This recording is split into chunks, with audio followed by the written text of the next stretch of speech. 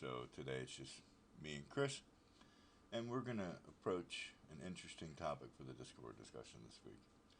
We started this conversation the other day via Messenger, and it occurred to both of us that it would be an interesting topic. So, how does the movies and TV represent masculinity through time? And our first two people are Picard and Kirk. And all of the Star Trek fans, I'm sure, will agree, they are fantastic men, each of them in their own right. One was written in the 60s and 70s, one was written in the 90s. And then we're going to probably enter a few of the modern masculine hashtag, I guess, or quotes, interpretation of what a man should be. So, I'm going to let Chris start off on this because it was his initial idea to do Picard and Kirk. The big nerd fest, yeah. Yeah, big nerd fest. Well, and I think besides being that, they're also useful, well-known representations of masculine men in control and command and all that sort of thing, even if they are in a and they're in a sci-fi setting, so it's also interesting because they're kind of projecting their current version of masculinity into the future as though that's still the way men are going to be masculine, which is Pratt. like, okay. We should add Chris Pratt's version of Kirk because I actually... That's Chris Pine. Chris Pine. Sorry, Chris Pine. Because I think... One of the four Chris's. Right. But he, in my opinion, he has a very good representation also. Yes, and I do agree with that. The writing I don't like, but he is a good young Kirk. Yes, I agree with that. Like he has the same charisma, charm that the looks original. A bit similar. Yeah, has the bad boy-esque that Kirk. They really played that up in the first of those Chris Pine movies. Yeah, when he's taking care of the dude's car, driving up. He's like, they're basically. I was like, okay, so we get it. He's Tom Cruise. He's Tom Cruise in Top Gun. All right, yeah, okay. Because that just to me, it just screamed Tom Cruise in Top Gun. And I was like, yeah, okay, well. But I thought they could have been a little more creative about it. But if you look at the two Kirks, right? It's true to his character. He would be rebellious in his youth, and then it got tempered over time, and he turned into the seasoned. Like a lot of people who've only seen the original series or who just don't know that much about Kirk at all, just kind of always think of him as this hothead, misogynist, porks all the alien babes and. Yeah, that was kind of an odd thing. Like, I really that was a thing that that dude was promiscuous with every alien that there ever was. Yeah, he never saw he was very well, and it was interesting, because no one back then thought it was weird because the alien women were just attractive women with painted green. Painted green, yeah, exactly. But if you're thinking about what that's supposed to represent, that is interspecies copulation. I mean, that's quite progressive. Nobody really picked it. Everyone was just like, he's a horn dog. And it's like, well, yeah, he is, but he's very, he's not, that wouldn't be considered traditionally masculine to be banging other species. That's actually pretty out there. But I think it was just, I think it's like, we want to have him with a romantic inclination. Yeah, but we can't have it be with the crew because that's not appropriate. You can't be having sex as the captain with the people who are beneath you. It doesn't work. So, who else are we going to bring into the show for him to pork? Basically, and it was like, well, aliens, a lot of them. Yeah. Right. But yeah, I mean, it's interesting to me how they've if you look at the original movies, the 6 that were made, that to me is Kirk. That's real Kirk. And then they've soft rebooted a bunch of the movies with the young Kirk. So you get these really weird situations where you get to see old Kirk first, seasoned, mature Kirk, do Wrath of Khan. and go through all that. And really, in my opinion, Wrath of Khan is great. it's what changes Kirk's character fundamentally from the arrogant, hothead, I don't like to lose, I never lose, I'll always find a way to win Kirk that's there at the start of the original Wrath of Khan. He says all those things. He's very arrogant. They talk about how he's the only guy to ever beat the Kobayashi Maru. Yep. And then in the new one, they show him beating it and getting in trouble for beating it, right? So they showed it, which was so bad, and the way they showed it was so ham-fisted. He's like eating an apple. Like, in every way, he's giving away that he knows that he's got this, which is like, that's not how you would do it. You'd fake it a little. You're not an idiot. You don't want them to know that you reprogrammed the conditions to the test. And I mean, you know that they're going to figure it out eventually, but yeah, I don't know. Just the way they did it, to me, like, that's the young, hot-headed, kind of what I call idiot Kirk.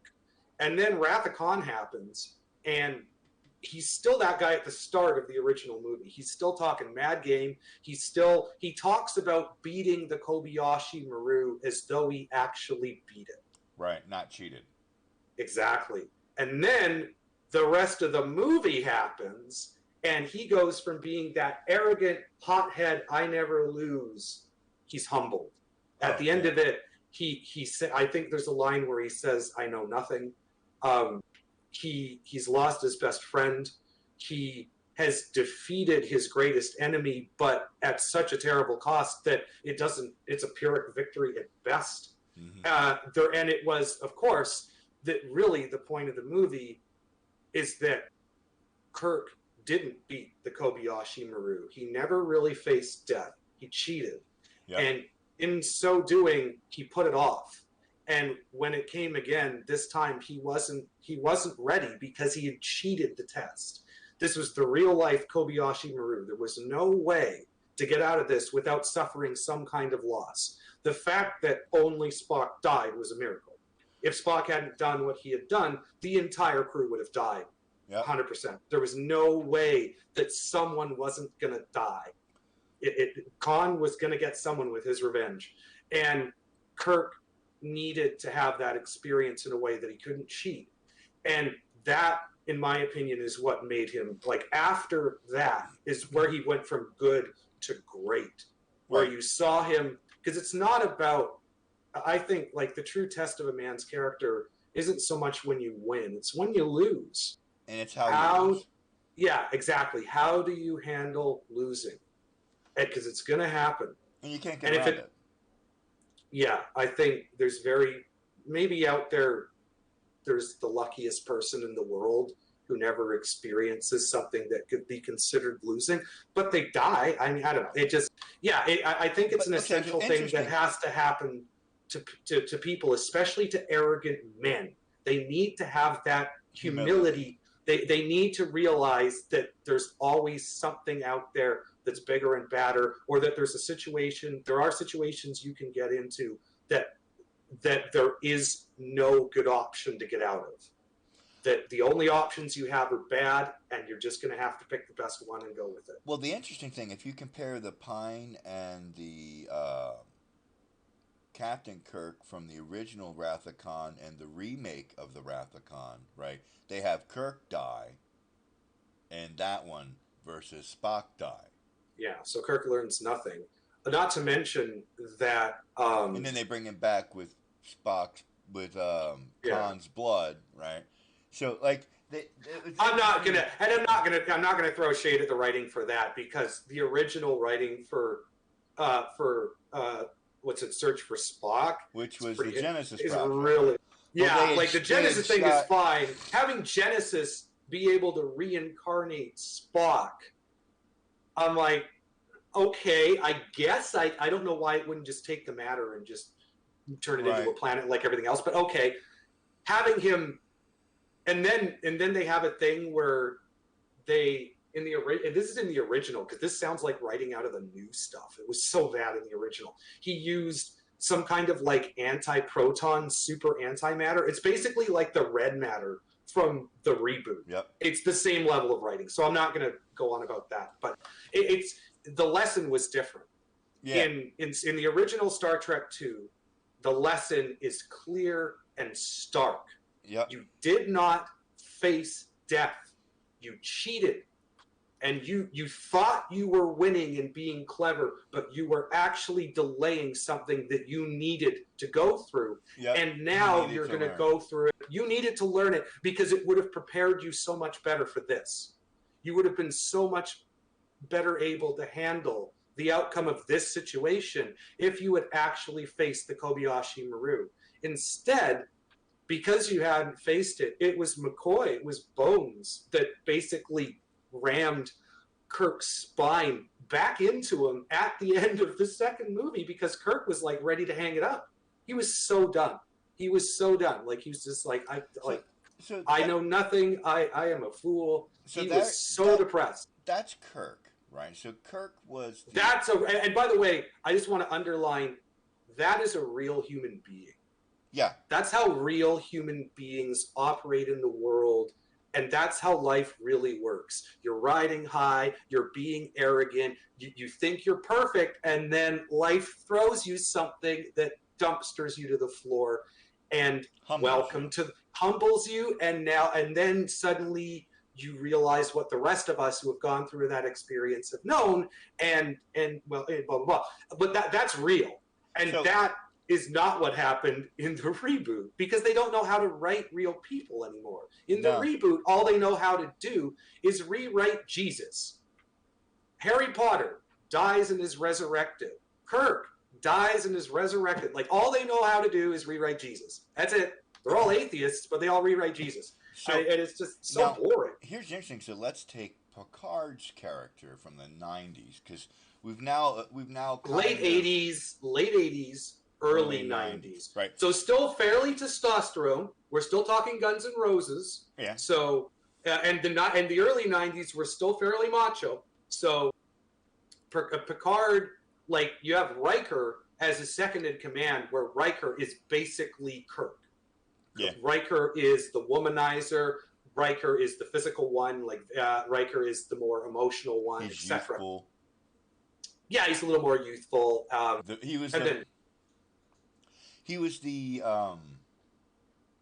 Riker was very much the Spock for that show. He was Riker and Data kind of like shared that had a 1 and 2, yeah. And the thing about it is, when you looked at Picard and the Next Generation, right? So that Picard was stoic. Like they portrayed him as very wise and very wise, very reserved. Yeah, like he didn't jump to any conclusions on anything. And he didn't show tons of emotion. No, and like he had a thing for the counselor. We kind of knew that, right? The one hot chick. No, he had a thing for Beverly Crusher, the doctor. That's was right, always the doctor. Yeah, there was always a long, like, simmering, almost but not really thing. Because Picard also, I think, knew Beverly's husband who died, Wesley's father. I don't know. It never culminated in anything, but that was always like it was an undercurrent. Yeah, and it was never. Troy was always between Worf and Riker. It was always between those two. So, but the thing about it is, if you look at how they portrayed Picard with his supporting cast as a male, right? So you got to look at Picard as an object study and saying, okay, how did they represent what was basically all Kirk? And they couldn't do it with one person in the same way. Well, you can look at, like, you can split them into, like, you can look at Picard as an officer, as a captain, you know, as an executor of his job, and then you can look at Picard in his personal life. And I thought they did a pretty good job of, like, Kirk, if you do the same thing, Kirk on the job was much more relaxed and personable with his crew. He was very close and very, very friendly and very extremely close with all of his bridge crew, like as friends. Um, by contrast, at the end of Next Generation, so 7 seasons, at the very last scene of the last episode of the last season, Picard, it's the bridge crew without Picard playing their poker game as they have throughout the whole season. There have been lots of fun interactions with, like, Worf is really funny playing poker. Data is really funny playing poker. It's just great scenes. But Picard's never been there because Picard does not fraternize with the crew. Nope. Picard maintains that separation between himself and the people under his authority, his subordinates. Kirk does not.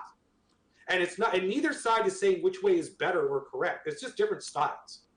At the end, the very last scene of the entire series and show, Picard comes in and sits down and joins the poker game. And that's his big moment of growth, is right at the end of the show, you see him finally start to unclench, just relax a little bit and actually start to get to know, on a personal level, these people that he's worked with professionally for so long. It's a great moment. Again, like, that kind of writing is just, it gives me chills to think about how good that writing is. That they because waited we just 7 don't see seasons. it anymore. 7 seasons. Right, they waited 7 seasons to make Picard a part of his crew. They could have had him join the poker game at any point when they were having a lull, when they didn't know what to write. Yeah. Where it's like, we just got to fill some time. Let's just have Picard join the poker game because that'll make some stuff. And in this, they had him join the poker game, and then the scene ends. They don't even explore what the interactions are going to be like. Like, that's so good. That's so good. That's so much confidence to do that. And yeah, just now it's turning into a rant about how we don't have good things anymore. But I mean, it's worth noting the writing now is not that good. It's not that clever. That's part of what we're discussing, is how Hollywood writes a man as a lead character. I don't think they. Here's a thought. They know how they know those old styles of how to write a man, but they don't want to write that man anymore because they think woke. Yeah, that's right, because it's not that man's misogynist in some way. He's bad, so they don't want to use that archetype. But without those archetypes, they don't have anything. Here's the funny thing. They don't know what to write. Look at Yellowstone and Kevin Costner's character. I've heard that's a good show. Oh, that's a stunning show. Like, and he is like the quintessential male. And what you're seeing with the spin-offs of that series, with Costner, with Ford, you are getting... There's a need for it. There's a demand. And they would not be that popular if the idea of a masculine man wasn't lacking societally. The market doesn't lie. Correct. And the demand is clearly there. And I saw Daily Wire do that, their Daily Wire Plus special movie only for their people with Gina Carano. And I saw the trailer for it, and I was just like, oh, I bet that, I want conservative, at this point, I'll take any media being good. But in particular, I want conservative media to be good, to actually make quality content. Not just content that reflects their values, but also content that has high artistic value. Like, it's good to watch. It's a good movie. The Gina Carano one, to me, that was A Terror on the Prairie, even the name. I was like, oh, that's, whatever. That's going to be like an 80s action, a shitty action schlock movie, only with conservative values pasted all over it. But I thought, there's, like, the fact that they made that movie, and I bet they made money off of it, there's a demand for this kind of content. Yeah, what to call it? Like, wholesome just feels so hokey. But I mean, it wholesome in the sense of like representing traditional values and traditional struggles, like man versus environment, where it's just like, hey, we're trying to make it out here. And it was so hard at that time in history. You didn't need invisible boogeymen like the patriarchy and whatever, because things right in front of you that you could see were trying to kill you. Well, so, yeah, you didn't need to make up things to scare yourself. It was all there. And that's the interesting thing about what we're kind of seeing today, and we've discussed this in the past, around, what masculinity really looks like. And I think it's an interesting object study to look at how Hollywood has evolved over time, and then Well, let's look take back. it back to Picard. Right. So Picard versus New Picard. So Because new Picard, like new Hollywood, I want to build on what I said previous and what you were saying, because I think that because they, as you say, they refuse to write male characters in one of the standard various archetypes that exist for traditional masculine male characters that have been used throughout media and novels and fiction and whatever. They don't want to use any of those. yeah, John Wayne So don't exist anymore. that's right. We don't want anything that even smells like a confident man, heterosexual man with some swagger. We don't want anything. We And there don't want has to anything be a like that. woman in every movie that solves the problem because the guy's too stupid. That saves his life. Yeah, you know, at the very least. Every movie has Every movie. every TV show predominantly presents men as dumb and lacking in cognitive ability, right? And Yeah. very that is representing something that exists. There's a lot of dumb guys out there, well, but there's a yeah. lot of dumb women too. So I mean, Well, there's a lot, could we but- have some? There's just a lot of dumb people out there. So That's the like- cult of the average with science. Simon's. But that's Sean- what, to me, that's what reality television is for. If you want to watch average people being average and stupid, just watch reality television. It's all scripted anyways, but at the end of the day, those are all just bozos being bozos. Like, if you're going to have scripted stuff, Right, you it know- needs to be good. well, yeah, couldn't we, like, manifest some of our ideals here? I mean, isn't that sort of what the purpose of fantasy and fiction is? Like, Hold on. we can't make this in real life, so Like, let's make it in art. Here's the interesting thought. What the current Hollywood's problem with all of the characters that are being created today is they have to frame men in a way that follows the woke ideology, and it's an Yeah. unpopular They have to representation be- of men. Well, it is They're unpopular. They're So let's presenting explore a that. Let's feminine- unpack that. Yeah. So what is it? So what are these attributes that they're giving the men instead of the attributes that that they used Picard and Kirk have? So the men are highly emotional. So when we say feminized, that's Let's a category. qualify that. Let's branch it down and make the subcategories. What do we mean by feminized? So emotionally reactive, low emotional control. Number one thing for me, like men crying all over the place and screaming all over the place. Lack of self-control. Yeah, you could put it down to just, because I think which really manifests in emotions is where you're seeing it. And I mean, again, look at Picard and Kirk. When Kirk was on the job, he was stoic. When Kirk was representing the And he didn't Federation fuck to an around. alien race, he wasn't yelling or showing emotion. No, he was stone-faced, and he knew when to keep his shit wired tight, and he could do it. And he did all the times. And Picard, that was his default mode, so much so that it actually was a little bit he could relax a bit, and that would be better for him as a person, which is what he did at the end of the show, which is why it was so great. But yeah, now they see that I've heard women talk about this on various podcasts, as well as just in my own life when I talk about stoicism as a practice and emotional control. When you talk about that to, I don't want to say all women, but in my experience, a lot of women, when they hear those ideas, their reaction to them is revulsion. But that's because they're thinking about themselves having to act that way. Well, when you specifically with those same women create a hypothetical man with those that has those attributes, they don't like them. Then they like it. They do like it, but it's so weird. They can't write those attributes into a man because they're considered toxic masculinity.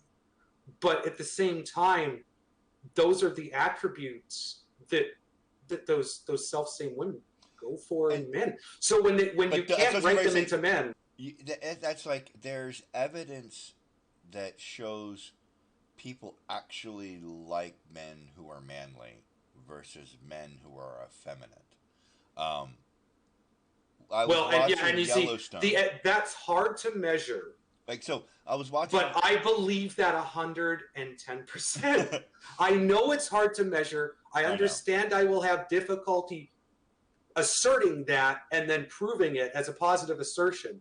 But if you ask me in my heart of hearts what I think, I don't think that anyone enjoys the sight of a crisis situation and a man in that situation crying and just collapsing into the fetal position as a response to it. I don't think anyone likes that visual in their hearts, in their brains. I think if they're being honest, they don't. And I think when I mean I don't like it, I mean they don't. Not that like they have sympathy for the man. They don't like that man for acting that way. That's not how you're supposed to react in crisis, sir. Well, you're supposed to keep your shit together. Right. They want men. So here's the interesting challenge I think Hollywood is beset with. And I think it's not that they want to follow the woke agenda. They want to make money first. Okay? Money trumps the woke agenda. But they will... Okay, well, hold on, let me finish my thought. Okay. So, when you consider the idea that they put in, I hate to call it, like, cameos in movies of men being woke so that they can say they checked that box, but the other 99% of the time that character is exactly the way it should be. So, let's take Tom Cruise's new movie, Maverick. Fucking great movie. Like, I've watched it 3-4 times now. It's just good. But they have, like, as an example, and when they're flying into they have to have the girl power moment. You know it's going to happen. So they're flying into the strike, and Rooster's just, like, lagging behind and self-doubting, and what do I do? What do I do? That guy's throughout the whole time in the movie up into that point, his character's supposed to be going to be the leader up until Tom Cruise wins. He's cocky, day, right? His name's Rooster. He's exactly. Cocky. Yeah. And, he's singing and playing the piano, and he unplugs the jukebox, and he's doing this. Endless confidence. Endless confidence. And then on the day, all of a sudden, oh shit! Imposter syndrome. Day, I'm gonna be afraid now. Like, there's just no way that that's legitimate, other than. And they're writing it in because they're not imaginative anymore, and they're writing it in as an echo, as a parallel for that scene in the original movie where Maverick all of a sudden doesn't want to engage and experiences. But the thing is in the first movie, his is like based on the previous. Well, yeah, the previous 30 minutes of the movie before then was setting up all of the trauma that he experienced losing Goose and to his own. He felt he lost his best friend and partner to his own arrogance, to his own willingness to just go for it. So of course he's all of a sudden indecisive. That's good writing. In Top Gun, you still had good writing. But then it's like. But of course, they have to have that moment where it's like... That whole scene is like 15 seconds, and then fucking afterburners, and now he's going to make the shot without the thing working. And it's like, okay, of course. That's exactly how that's going to go. And, like, I'm surprised that he didn't have the moment of doubt, and then a woman didn't, like, come over his headset and give him a pep talk that convinced him to get back in there. Like, I honestly thought they would do that. Yeah, or his mom. Some woman. There's some woman, right? Because every great man needs a woman in order to, like, do the best. And it's like, well, that's true in a certain generic sense, but, like, it's not true in the sense that Chris Hadfield's wife isn't doing anything when he's up there on the ISS. That's all him. But and it's all him that's got yeah. him there. I mean, come on. But the thing about it is, right? I think that's the problem of writing a man today. If you don't write him as a masculine man, then what do you write him as?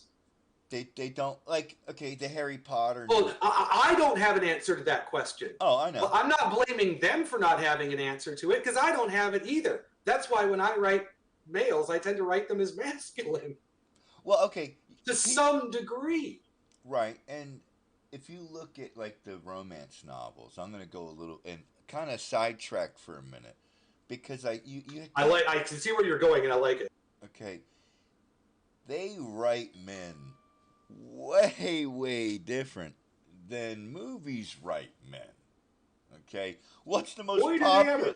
The most popular book amongst women is 50 Shades of Grey. Well, that's not the most. It broke a bunch of records. Huge in sales. Yeah. Oh yeah. And it's all women. Oh yeah. All women bought that book. Okay. Oh yeah. And this is women buy. I'm just adding to your point. Women buy. The last time I heard this stat, it was 80% of non-comic book, non-manga, actual physical books. Mm-hmm. Women are by far, they drive the market for books. So the thing about it is, let's take a look at that character that they wrote in 50 Shades of Grey. Rich, damn it, hold on. Any bodice. I turn off my camera because it's just going to... Oh yeah, you're freezing there. Yeah. So let me see if it'll come back up. It might not. Yeah, it's not gonna. It's just gonna be stupid, and it's gonna freeze everything. Yeah, you're frozen too. Oh, whatever. Here we can Discord just takes this shit on me halfway through because it doesn't like my camera. It's the audio, anyways. So here's the thing, though, right? If you look at 50 Shades of Grey and the character that they have, okay, he's a rich man.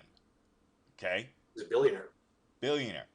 Has sexual deviancy. Jordan Peterson did a bit about all of this. Are you familiar with it? It's I haven't listened to that. I'll have to look that up. But let me just quickly summarize it because it covers this. It covers this completely. Because actually he uses this as one of the examples. So the Google engineers some Google engineers wrote a book called A Billion Wicked Thoughts.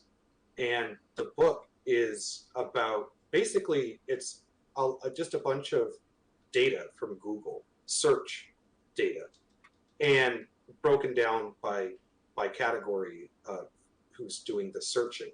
And one of the things they found is that, so they broke down, they wanted to know, well, men are visual when it comes to pornography.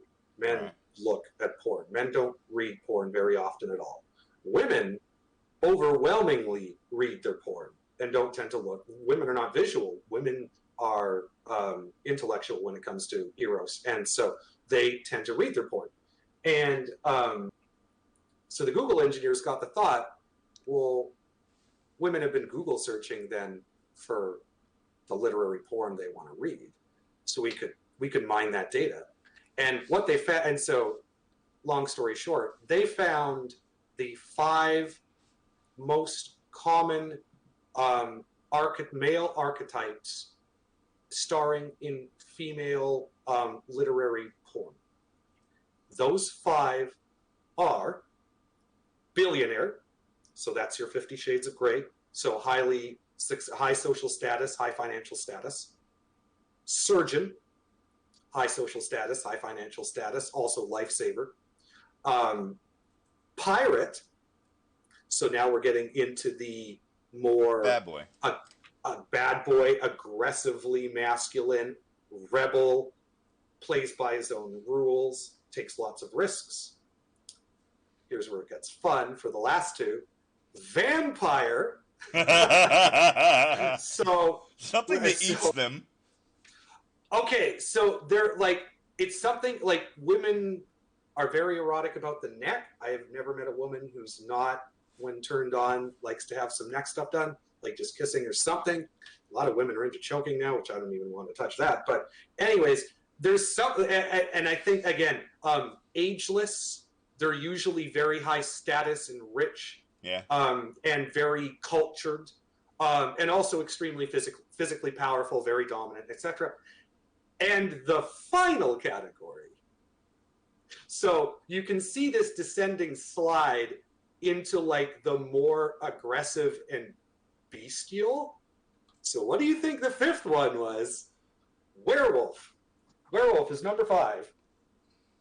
And at werewolf, you have, in my opinion, pure aggression, pure male testosterone, bestial, animal aggression at that point. So that says to me, with that list, What? okay, that list, like, I want to unpack that list really badly, because, like, if you consider that list of people, right, and then and that's recent, that's current. Right. So the women can all say what they want, or they can all talk and say whatever they want about what their ideal man is. But according to Google, that's what they're looking for when they're fantasizing sexually. Yep. Anyways, continue. So the thing that's interesting about that, none of those men are effeminate. None. The vampire would be the closest, and they're not really. And they're not, right? Elves are effeminate. Vampires are. And the thing about that is, though, it really highlights how wrong Hollywood is to its audience. And I don't know a single guy that wants to watch a movie about a bitch male. Like, there's no, like... What would be the plot? The best example of that... Hold on. The best example is that gay movie called Bros had no fucking success. Okay, but that's... And it was about... Hold on, though. It's too... But that's about... The gay is different. Hold on, though.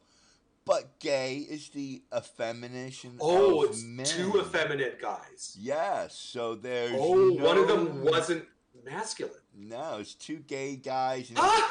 Okay, then that's totally... Okay, then I see why you brought it up. Wow. I can't believe they did that. So to me, though... Every gay couple I've ever known, I know, one of the guys is masculine, right, and one's feminine. I know. But the funny thing about it is, it shows the... Because people put... You'll joke, put your money where your mouth is, right? So, if women search for porn and literary porn and the 5 top thing of men, none of them are gay, effeminate men. Like, that doesn't turn them on, okay?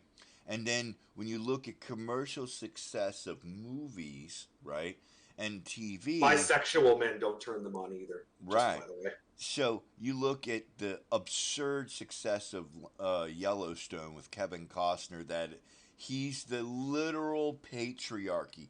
The head of that family is the center of that freaking show, and he is a beast. Like, the most male you could possibly write. Look at the success of The Walking Dead. The Walking Dead had same thing. Very strong male characters, both evil and good, but very masculine. Very masculine. That's... Look at... I'm going to really have fun, but look at Bruce Willis's Live Free or Die... The Die Hard series. Like, he's all the Die Hards. Rugged cop, saves the world, he's not perfect. He gets hurt. He screws up. He gets beat up. I mean, he's not super intellectual. He's a bit of a guy's guy. But he just, like... That all just makes him relatable. And the best part about it is, like, in Live Free or Die Hard, the other character, his sidekick character, is like, why are you the one that's got to do it? He goes, because there isn't anybody else. A man's got to do what a man's got to do. The John Wayne theme, Forever and Ever and a Day, is like... See, my favorite Die Hard Bruce Willis scene is so different from that. My favorite, for whatever reason, when I think of Bruce Willis and Die Hard, and just like how much I love that character, the scene that always comes to my head, it's such a minor, it's just a little transitory scene. When he's up in the, like, he gets up in the ductwork. I know. He's up in the we'll elevator, have a good time. We'll have a few drinks. I love that line. When he's talking to himself, that's all really cool, because I would do that too. That's great. There's a scene where he's walking on this catwalk, and it's obviously like some maintenance access area, and there's a locker and it's open, and there's a full picture of like a chick in a swimsuit with her tits out on it, and he passes by it twice in different scenes, and each time he passes by it, even though he's fighting for his life, he's carrying machine guns, he's covered in blood, he's like, he always turns, he's like, girls, and like puts his hand on them. I'm just like, that's such a dude move. Oh, even when he's fighting for his life, he's like, oh, tits. I'm just like, I don't know. that stands. I love it. I just love it. I'm just like, that's a man. It's a love him or very, hate him. That's a fucking man right there. and if you look at comic book heroes, like, what are you gonna do? Hate him? Hate him because he likes tits? He's saving the world. Cut him some slack. Like, it's just, it's just like, I think women in the old days never used to hate the fact that men liked boobs. It's like, of course they like boobs, and and women used to. I mean, women still to this day openly ogle men and objectify men to a crazy degree and have no problem with it. So I mean, well, what's interesting though about this Google, but to go back to the isn't that crazy though? So those 5 archetypes are the ones that are the most common, at least according to Google, and based on the way they did it, convinced me. I was like, oh yeah, that is priceless. But that shows, okay, take a look at... It shows that at a fundamental level, they do not want... a weak man. They do not want a weak man. If you're going to use one word to describe it, you might as well use weak. Sure. They don't want weak men. They really don't. And here's the thing. Who wants weak men? Like, if you write a weak man, what exactly are you doing with that guy? Besides making him stronger. Like, the only reason you write a weak man is to have him go through a bunch of trials and tribulations so that he comes out stronger on the other side. But the way they're writing these weak men now, these men will always be weak. They don't have the capacity for growth. They don't have the right attitude. They all have the attitudes of dumb victims. And it's just like, well, if you think the world is this giant unfair place and that you're always the victim of unfortunate circumstance and that you just can't get a break, well, if that's your framing for your life, then yeah, you're... But that doesn't even make a good movie. No, like, that's the thing. It really doesn't. And they're trying... And that's why I keep saying it. Like, if you don't use one of these standard male archetypes to write with, then what are you going to write? So let's look at a successful recent one. So let's look at Star-Lord, which is Chris Pratt in Guardians of the Galaxy. Star-Lord, I think, is a pretty good masculine character. And I think that's, like, I think Star-Lord and I think Chris Pratt and the raccoon thing carry the movies. And what's his name? And there's another good real masculine representation in Guardians with Batista playing, what's his name? Mm-hmm. Now, it's played for laughs, but his character is not funny. No. Like, the things his character does are all very serious, and everyone understands they're very serious, and that if you make fun of this guy, he would kill you. Like, nobody thinks of him as an unserious character, but he's also funny. But it's not done in a way that it's at his expense. He's not funny because he's not self-deprecating. Stupid.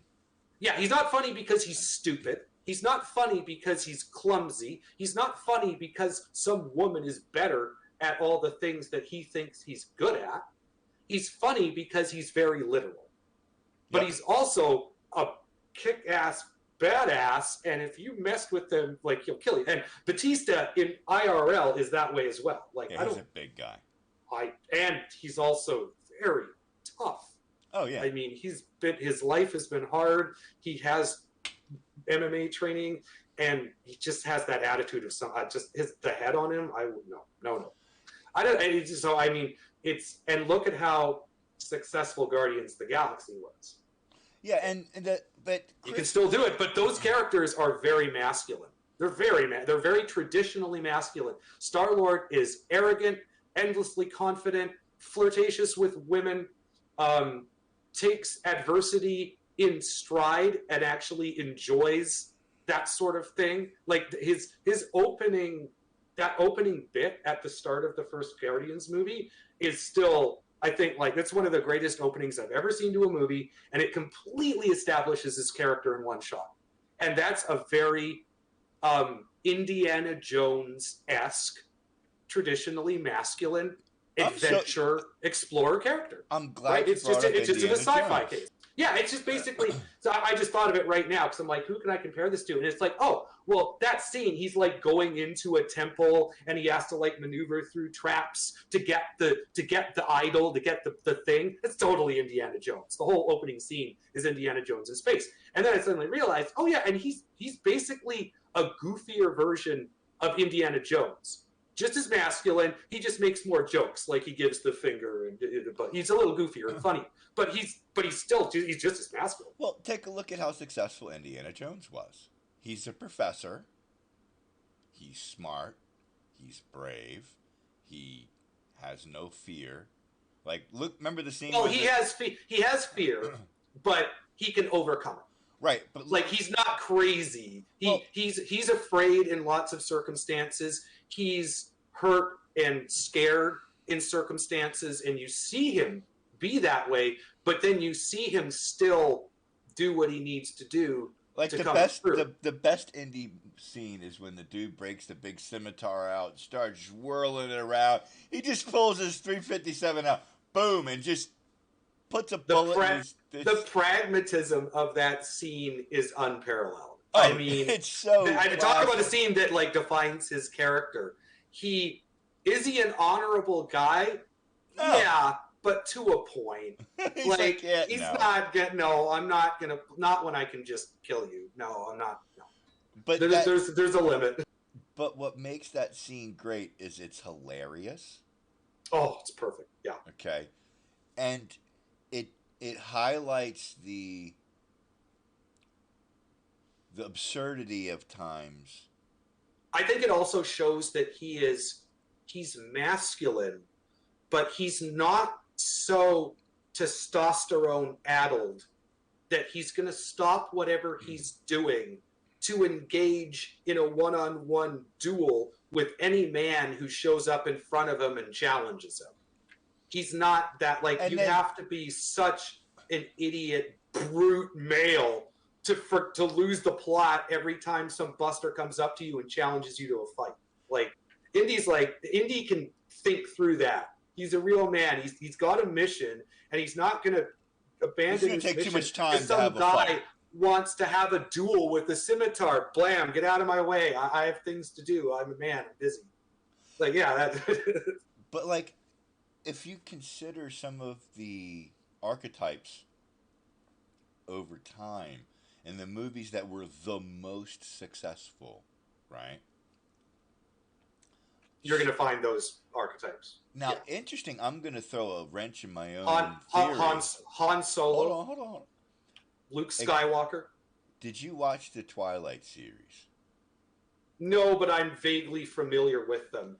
So I would never. I've watched the first one. They're with all tracks on. They're all vampires. Yeah, and they sparkle. And werewolves, but they wrote them very effeminately. Boy, did they ever! Okay, and when you compare them to an even interview with a vampires, where you had Tom Cruise and Brad Pitt, okay, we're not even on the same league.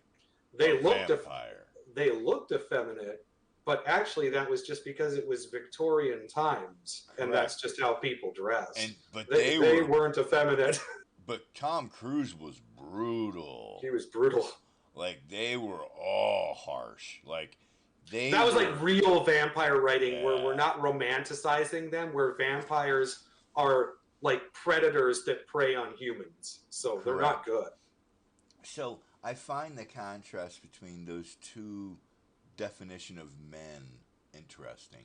And it should also be noted that the Twilight series is written for tween girls. Yep. So for them, to me, it seems appropriate.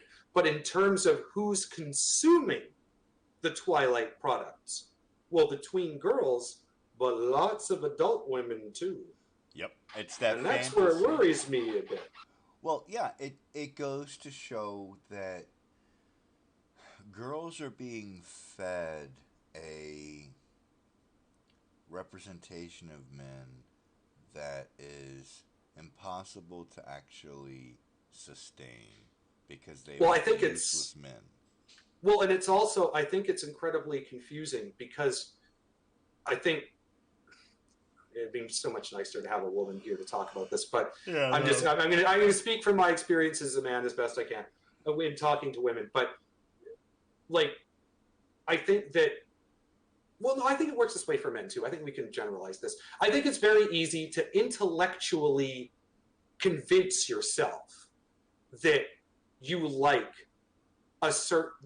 certain properties in your ideal mate, let's say.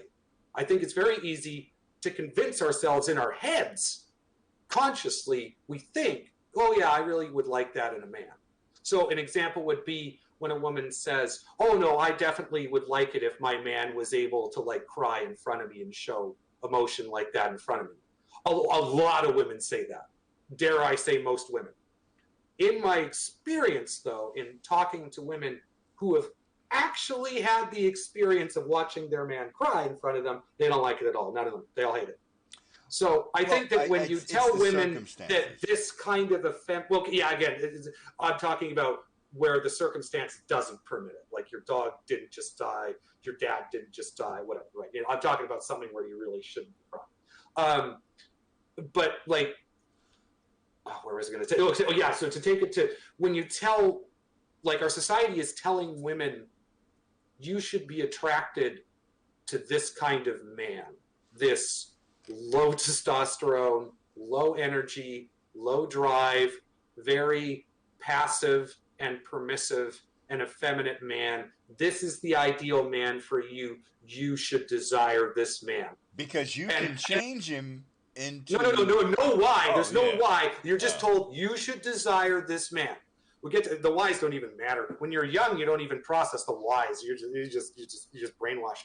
So they think that it's easy to think that until you actually try to map that idea in your brain onto your libido. That's the moment where I think a lot of women find, quite shockingly, that their libido doesn't at all agree with their brain. Their brain is saying, I want a guy who is emotionally available and can cry at sad movies. That's what their brain is saying. Then they try to map that out IRL. They go on a date with a guy who seems like the type that he would cry in a sad movie. They go and they see a sad movie. The guy cries at it. So now's the test. The man's crying. You're allegedly romantically interested in him. The context is romantic. Check with your libido. Do you find that behavior stirring in the loins? I've yet to meet a woman who honestly says yes. Well, no. And based on their pornography. But just to take a second to marinate in how confusing that is. When you've been told your whole life that this is the kind of man showing that kind of behavior, that's going to turn you on. And then when that moment comes, it turns you off. How confusing is that?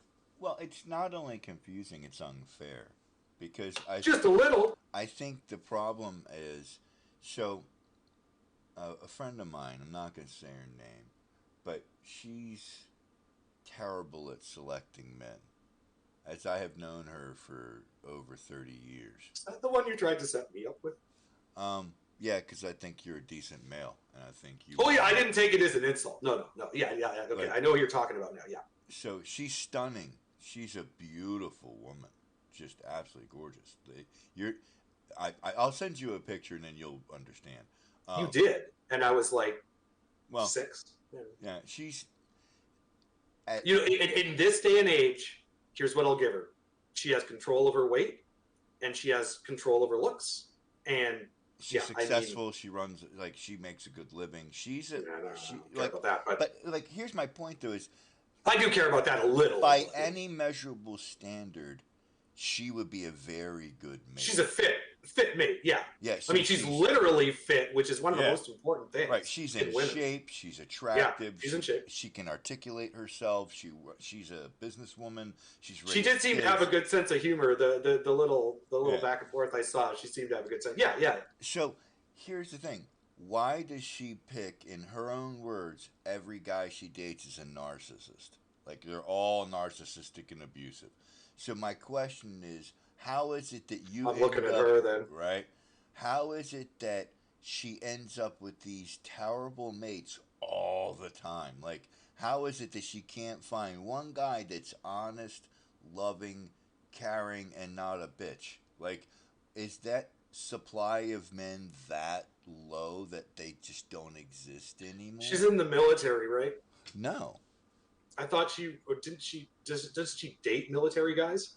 No, she dates across. I thought you said she dated a lot of military guys. No, she dates across a very large spectrum of people. Oh, then it's really her. Like, it's legitimately, she has terrible selection in men. My prediction would be because she's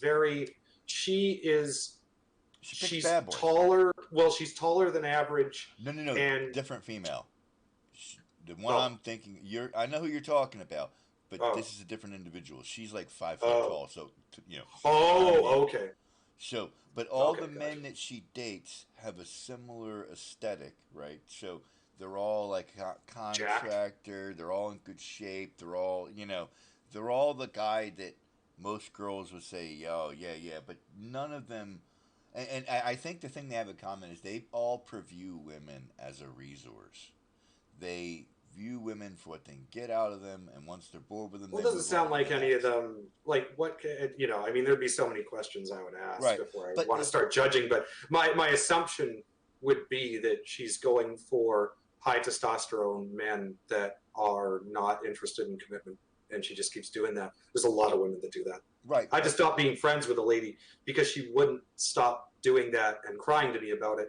And crying to her kids about it, and then telling me about crying to her kids about it, and it just I couldn't listen to it anymore because she wouldn't take any advice.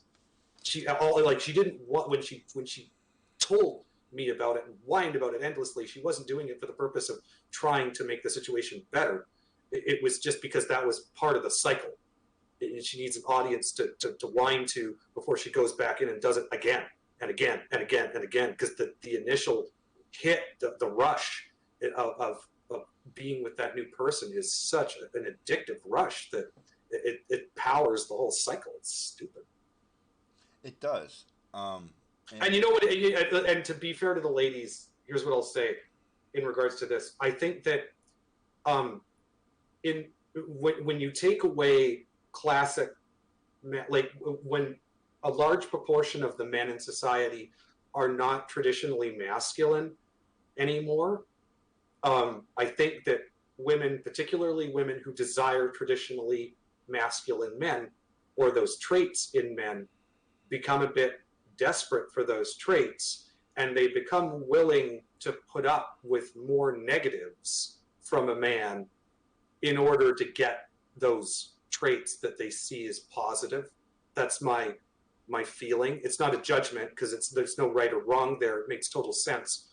The market would agree with that. As something becomes scarcer, it becomes more valuable, and as you become more desperate for it, you become more willing to compromise in your deals, right? So it's just very tragic because if there were lots of good men out there, good masculine men, then I don't think she would be so allured by the bad boys. I sent you a picture. But that's fine. It doesn't matter what she looks like. But because you can understand. Yeah, whatever. But because I am curious though. But because there are so few men that are masculine and unattached, I think all the good ones really are taken, and it makes sense why the masculine men who are left in our society would be taken. Yeah, of course they'd be taken. They're going to be the first to go, and the ones who aren't taken, the only reason they're not going to be taken realistically is because they're choosing not to be taken by anyone because they don't want to commit because they know that their stock is at an all-time high. If you are a guy who's over 6, if you're Ronaldo Yeah. If you're a guy who's anything like Ronaldo, there has never in human history ever been a situation more that conveys to you more of an advantage in the sexual marketplace than right now. The only situation in human history that would compare to what you have an opportunity to do now in terms of breeding with females is if you're like Genghis Khan or some prince or king with a harem. Yeah. That's what it's like to be one of those alpha chads now. The harem is through your phone and Tinder, and the harem assembles itself. Oh, yeah. Back in the day, you had to go conquer and bring those women to your harem. You had to be powerful. You had to be a king or a sultan. Now, all you have to do is Be have competent. a good photo of yourself that shows your jawline and take care of yourself and be a competent masculine man, and your harem will assemble itself for you and be as convenient Just as swipe your right. phone. That is like mind-boggling when you think like that is. So anyone who's judging those chads for not settling down like negatively, in my opinion, is simply, that's a failure of empathy. You don't understand what their situation is like. If you were in their situation, you'd be. I can't say in good faith what I would do if I was in their situation, if I'm being honest. Anything I said, I think, would be narcissism. I would just be saying what I hope I would do. Yeah, but I don't the really reality know. is you would. I don't really know. It's like, okay, I heard a comedian comment about Tiger Woods, right? And he said, and this was so great of a comment. That was Bill Burr. It was Bill Burr. Okay, if you had 9 Swedish fucking models when you come off the 18th... He said a busload. You had a busload of Swedish models waiting to fuck you when you get off the fucking 18th Sorry, ladies, I gotta go home to the wife. Yeah, exactly. Right. Exactly. Right. And you're a 23-year-old alpha male with making more $1 million. testosterone. And everyone who's met Tiger and seen him shirtless has said the dude is jacked out of his mind. Like, yeah, he is a freaking stud. His mistake was marrying. Yeah. His mistake was, and everyone says it. My own mother says that. She hates Tiger Woods and what he did. But when I say to her, do you think Tiger should have, held off marriage until he was, in his late 30s or early 40s just so he could have got that all out of himself? She's like, oh, yeah, absolutely. He should have just done that. And my mom's just like, yeah, she hates Tiger, but even she can see, he shouldn't have married that early because he didn't. He wasn't going to be monogamous. So let's go back for a minute to our Picards, right? Our Picard and Kirk. Bring it full circle. Bring it full circle, right? All of those men, Picard, Kirk, Chris Pratt, Star-Lord, freaking Indiana Jones, none of them are effeminate. Not one. So that tells me that they don't even really have effeminate qualities. No. They're not even a little bit. So the whole idea of taking men and reducing us to a feminine quality in literature and film was the idea that that's what women want. There's no observable evidence to support that. And tons of data, like the Google engineer data, to the contrary. Yeah. So tons of data as well as anecdote. When anecdote as well as statistics line up on something, I'm usually convinced.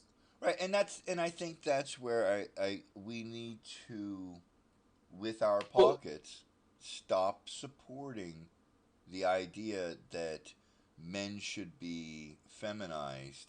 Don't support media that shows effeminate men. We got to stop consuming it, and I think women need to be more honest that what they actually want is a competent, dangerous, controlled male. I just don't understand. Because I don't understand why men can talk endlessly about the feminine virtues and features that we desire in our ideal mate. And it's it's self-evident that all of those features and virtues are, I don't want to say the opposite, but they're not ones that you find on the masculine side. They're complementary. Yeah.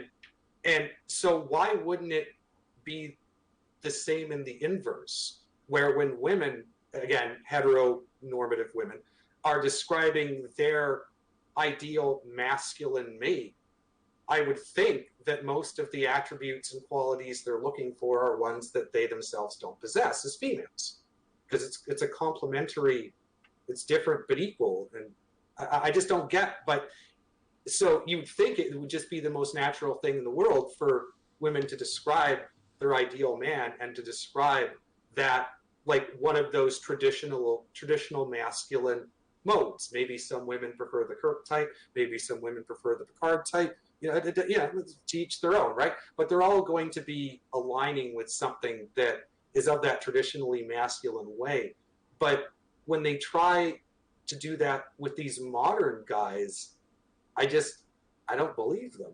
It's like, because again, I've seen the data, I've had so many of those anecdotal experiences, and I know that you can intellectually convince yourself of some things about your sexuality that your libido just won't back up. Yeah, I mean, famous example, David Bowie.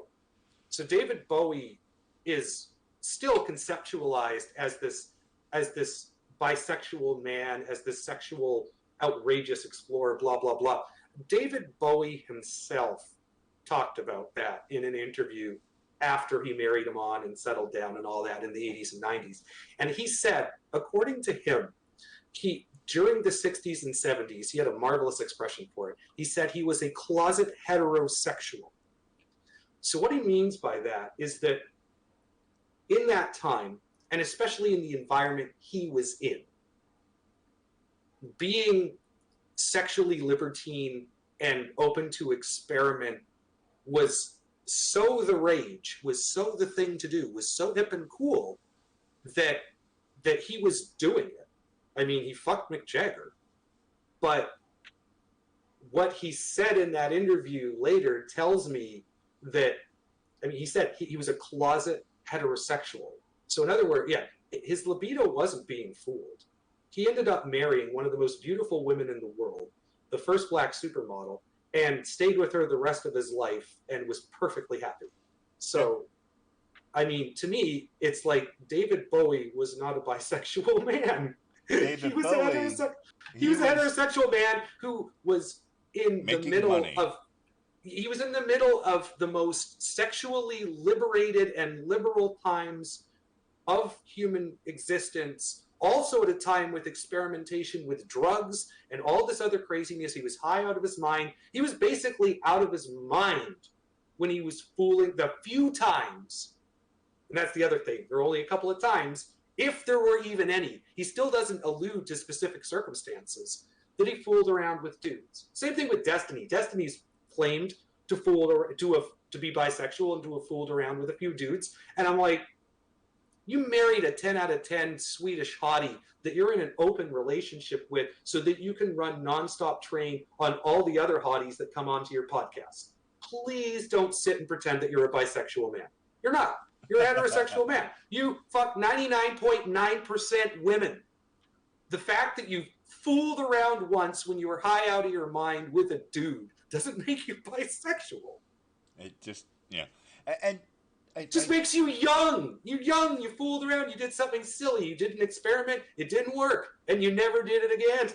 You went back to pussy. Like, well, that means you're a heteronormative dude. But, like, I want to kind of circle this out because I think we've kind of had a good discussion. Yeah, we're getting to the end, yeah. I definitely think that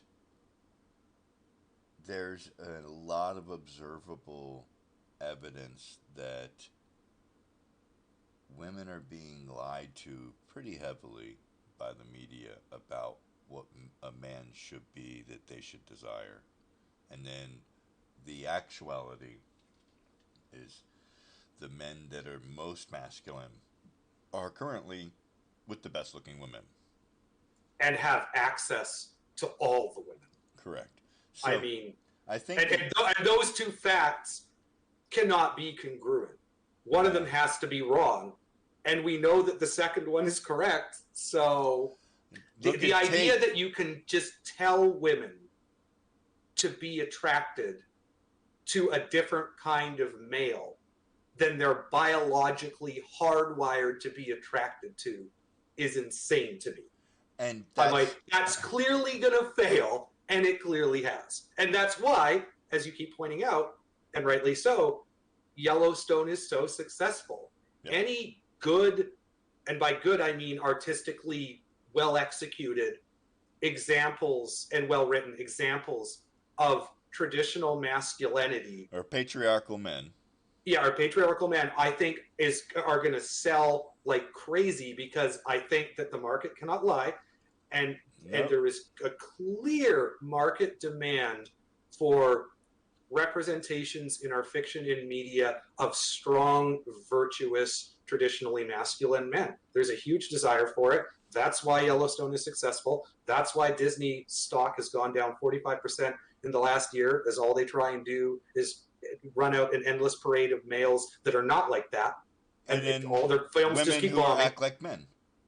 Yeah, and women that exactly, so that is the other part of it. And women that act like men, and all your films are bombing, all your stocks are bombing, everyone hates you, except for the few blue check marks on Twitter that are just going to be diehard Disney apologists, you know, whatever. Yep. That's fine.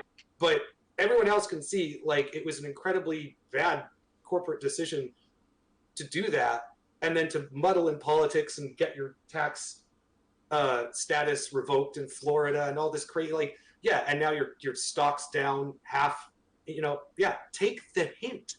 Yeah. Take the hint. You're wrong.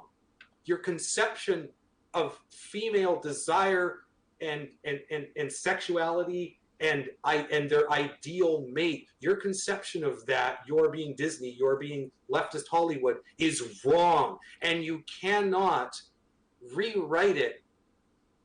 You can't reprogram people like that. I know they think they can, because they don't believe in biological science. They think that we're all completely socially constructed. So of course, why can't we rewrite it with social programming? But again, this is just one of those moments where it's like, when you deny basic science, when you deny basic biology, observable reality, and observable reality, don't be surprised if your stock price. Yeah. And I'll end on that. Yeah, and I'll end on this note. For all the young folks, young men who want to look for a literary example or a movie example, I guess you'd call it a film example of what a man is, you should look at the ones that are competent, men that are thoughtful, because that's another thing. If you look at all of the... You don't want to watch the wrong movies. Right. You don't want to get the wrong... Because there's a lot of bad conceptions of masculinity. And we could do particularly that in old movies. Yeah. Yeah, oh yeah, I wanted to, yeah. But, like, the reality is, people... Watch The Quiet Man. Oh, yeah. It's John Wayne. It's the best John Wayne movie ever. It's the least John Wayne movie ever. And so's The Shootist. To me... The Shootist. That's a John Wayne movie. See, this is a John Wayne movie where he never has a gun in his hand. Okay, I know what you're talking This is a John Wayne. Yeah, so this is a John Wayne movie made by a real director, by John Ford, and it tells the story of an American boxer in the 1940s who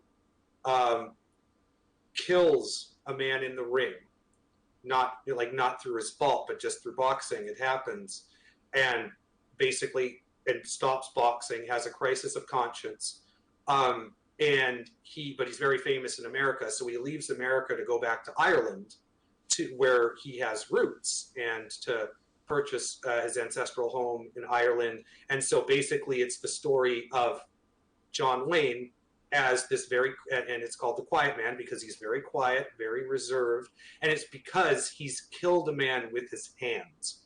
And his character now is just so shocked, and he didn't mean to.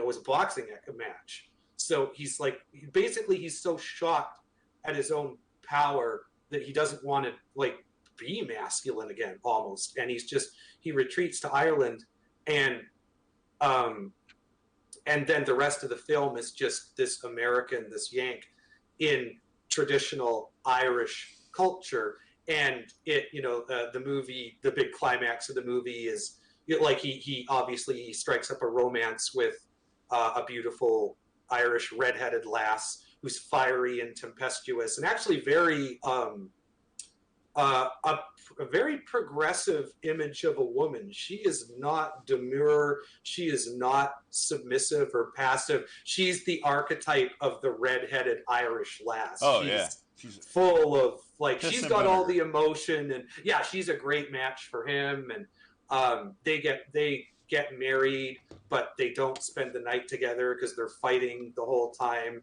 And he throws her onto the bed and then exits the room, and she breaks the bed. In the morning, one of the Irish kind of old nosy people comes in and sees the broken bed and draws the wrong conclusion and all this sort of thing. And it ends basically, there's like this big fight, and it basically ends where he has to fight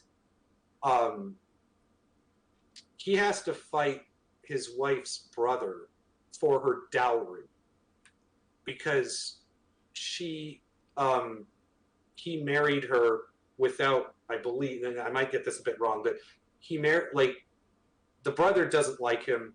The brother didn't sign off on the marriage, and he didn't give the dowry over like he was supposed to. John Wayne's character doesn't care about the dowry, but it's very important to his wife, and he doesn't understand that. He clearly doesn't understand how important that money is to his wife. And eventually, the climax of the movie is he fights the brother in this like epic 20-minute. They literally fight their way across the entire town, go into the pub, take a break, get more drunk, and then keep on fighting. And so basically, like, he learns that he can, and the brother is this huge, ultra tough. It's like the toughest guy in town, so he can take it. And John Wayne's character basically, like, his arc is like he basically loses his manhood because he killed a man in the ring, and he doesn't want, by accident, and he doesn't want to do that because he's a good man. He's a kind, quiet man. He's just also very powerful. And yeah, by the end of the movie, you can see that he's okay with himself being physical again. He's okay, like, he's come out of his shell. And it's just a great movie because he, like, to me, it's the best character John Wayne's ever played.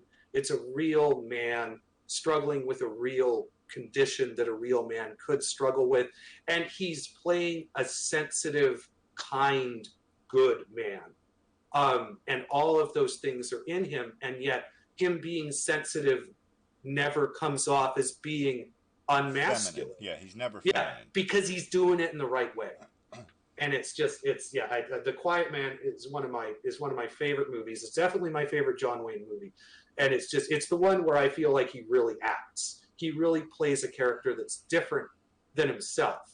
Because that character he plays was not John Wayne in real life. Right. John Wayne in real life was the John Wayne who takes a helicopter to the set of Easy Rider, where Dennis Hopper is there filming, because John Wayne is angry that his daughter went to some Black Panther thing because she heard Dennis Hopper talking about it positively. And so he gets a helicopter to fly him to the set of Easy Rider, where he gets out of the helicopter with a gun in his hand, screaming, "Where is that bloody Hopper? Where is that pinko commie little shit?" That was John Wayne. Oh, and by the way, Dennis Hopper is the one who told that story, and Dennis Hopper hid in Jane Fonda's trailer. That's hilarious. Yeah. Well, that was John Wayne. On that bombshell, I'm going to call this an end of the Discord discussions, and we'll pick something up next week, and hopefully we'll have Phil back.